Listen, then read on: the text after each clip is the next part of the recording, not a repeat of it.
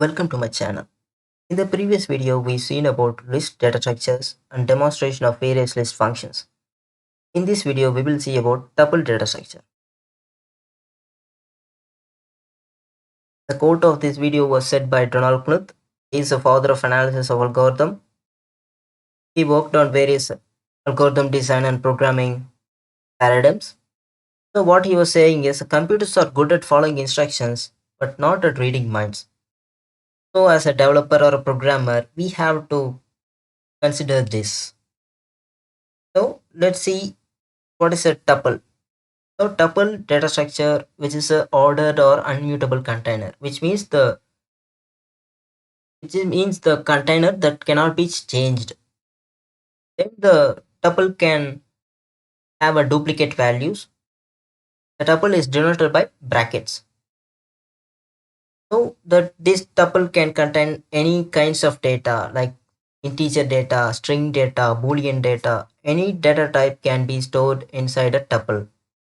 The next one is the tuples are faster than the list in accessing the items. You will see that in later this notebook. So how to declare a tuple? You can simply give a bracket to declare a tuple, or else we can give a tuple function to create an empty tuples. Both are called empty tuples. Okay. If you want to declare a tuple with the help of a tuple function, then we have to give a brackets, double brackets, which means the functions requires bracket, then the tuple requires one bracket. So double brackets are needed to declare a tuple with the help of tuple function. So this is how the result will be for the tuple. Then how to initialize a tuple with some data. This is similar to the list. The symbol is different.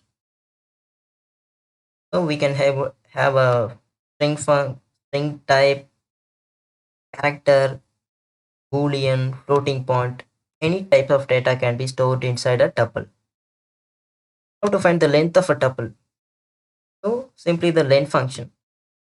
This function is similar to the list. So the length of this tuple will be, so the 6 is printed. How to access the element in the tuple? Okay, which is similar to the list data structure because we will giving the index value. So I'm passing the index of 1. It will return banana. So it will return the banana. So this is how you should access the tuple. In this case, we want only the elements or items after 2.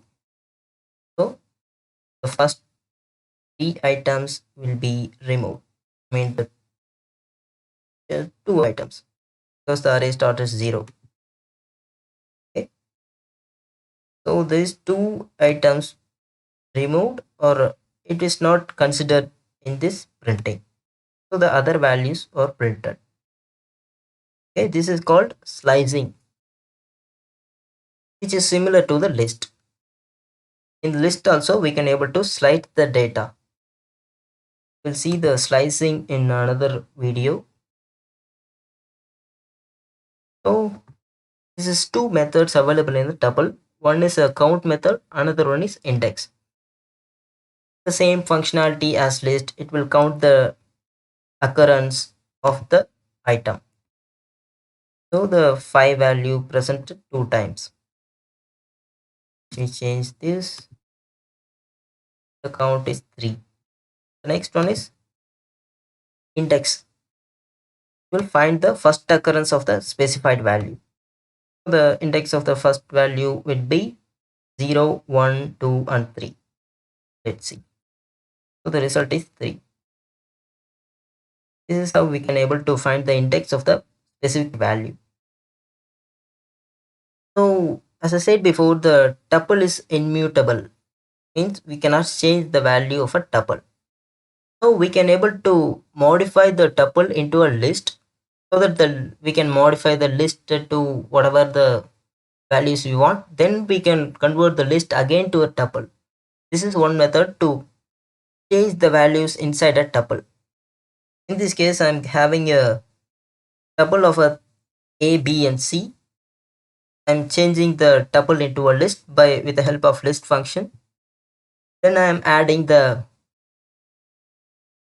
inserting the value D into the first position. Okay. Then I'm again converting the list into a tuple with the help of tuple function. Then I'm printing the value, printing the tuple. So the B is converted to D. This is how we can modify the tuple items or variables. Tuples items or elements. Variable is different from items or elements. Then how to add two or more tuples? Simply by having a plus sign. This will add two tuples.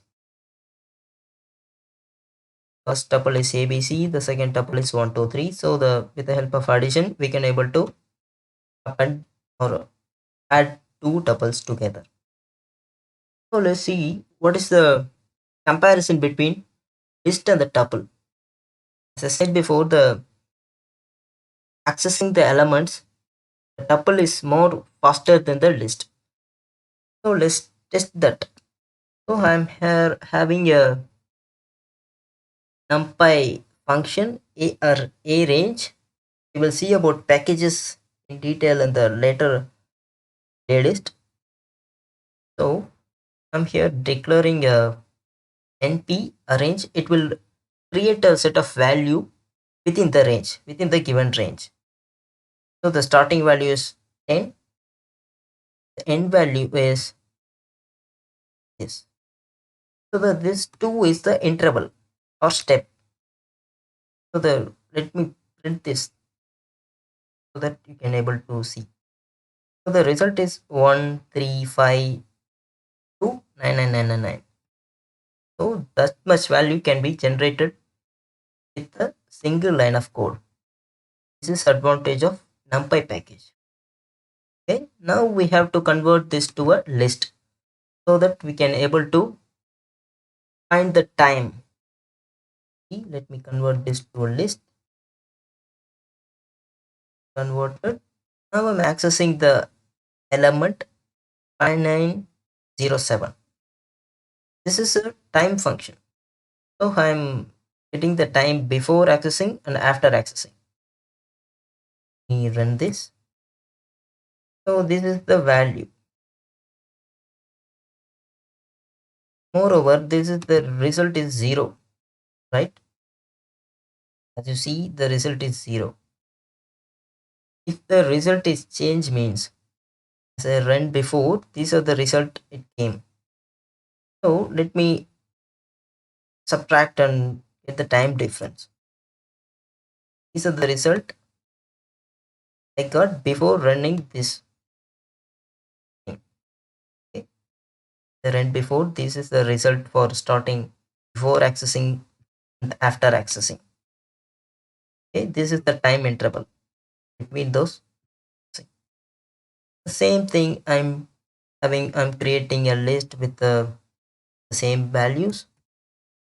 I'm converting the list to a tuple with the help of tuple function. Next, the same thing I'm accessing this.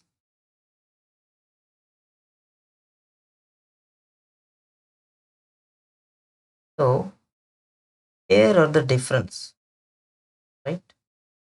You're able to see the difference, right? So this is the previous one. I ran before. So this is the previous one result. Let me run this. So the result are faster, right? Paste it in another cell. So list value is previous one is 0.017. Tuple is